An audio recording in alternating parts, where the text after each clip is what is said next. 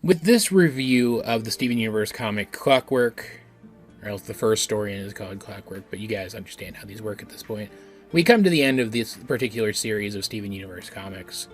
And I'm going to talk about the series overall at the end of this review a little bit, but I actually liked this one quite a bit. I know I've typically had mixed, at best, things to say about these comics, but this one I found to be pretty fun. There were a couple things in it that bugged me in an this raises questions that a semi-canon comic probably shouldn't have raised kind of way. Like the gem that they're facing off against in this one.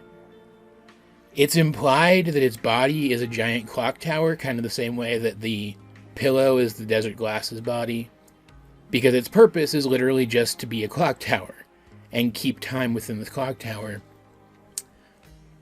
But that somehow means that if it stops keeping time within the clock tower stops. Which, one, is physically impossible, regardless of what hand-waving the gems do about it. And two, like, you wouldn't be able to move through that area if time was stopped there. Also, and we've talked about this in the main series too, giving gems, whether homeworld gems or the crystal gems, time manipulation powers is stupid and should be best forgotten about.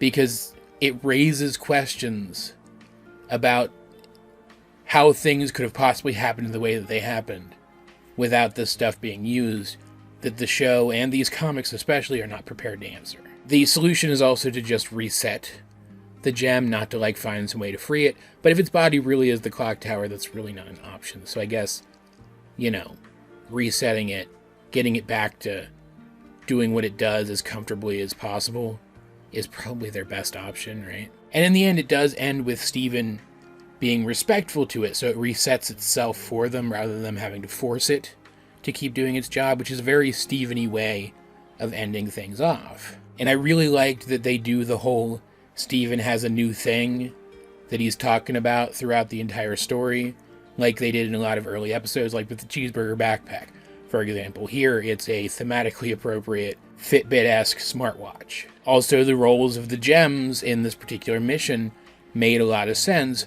You even see Amethyst using her shape-shifting powers to turn into a big spider to climb the clock tower more easily, and even uses some of the spider's abilities as they progress through the story. And one of the things I have constantly complimented these comics for, alliteration attack, is that they allow Amethyst to use her shape-shifting way more often than the show ever did, especially towards the end. So while this does have some of the weirdness that came about in the show because of early installment weirdness baked into it, I still think that this story was pretty fun and reminded me of those older episodes in a way that was nostalgic and made it a positive experience. Like, there's nothing more to the story than that. It's no deeper than that. Like, Pearl kind of a little bit implies that a gem doing its normal purpose is a good thing, but like, that's a thing I could buy her still buying into at certain parts of her character arc, so that's even, I think, okay. And the mini comics in this one were pretty fun too. One's just an art piece, but it's a very beautiful art piece. Another one is a comic where Steven wants to spend more time with Opal, which I can relate.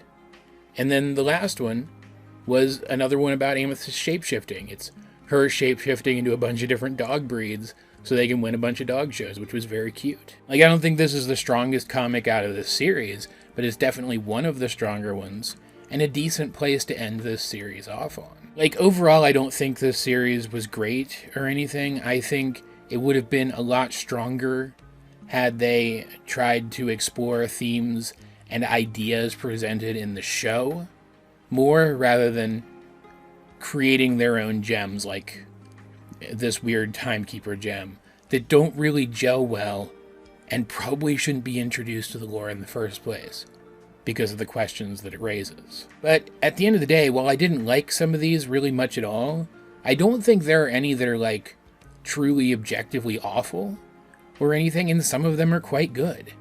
And they do things that the show itself was never really able to. So if what you're looking for is just some quick, digestible Steven Universe I'll say Steven Universe-esque content, because it doesn't always feel quite like the show, but it's, pretty freaking close. I think these comics are a good place to go for that. Just be wary that if you're really worried about the lore, some of this stuff might annoy you. Like, in summation, let's sum it all up. This comic, good. Not amazing, but good. And the series overall was fine. I don't know when I'll ever want to revisit it, but I imagine I will at some point. That's really all I have to say about this one, though. There are more Steven Universe comics to talk about, and I will be going through all of those and reviewing them as well, so there's definitely more to look forward to. So in the meantime, as per usual, I'd like to know, what do you guys think of the Steven Universe comic Clockwork, if you have read it? Let's get a discussion going in the comments section down below.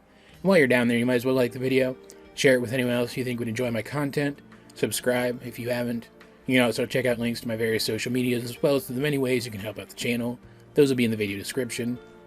But either way, this has been AJ22, and I will talk to you guys later.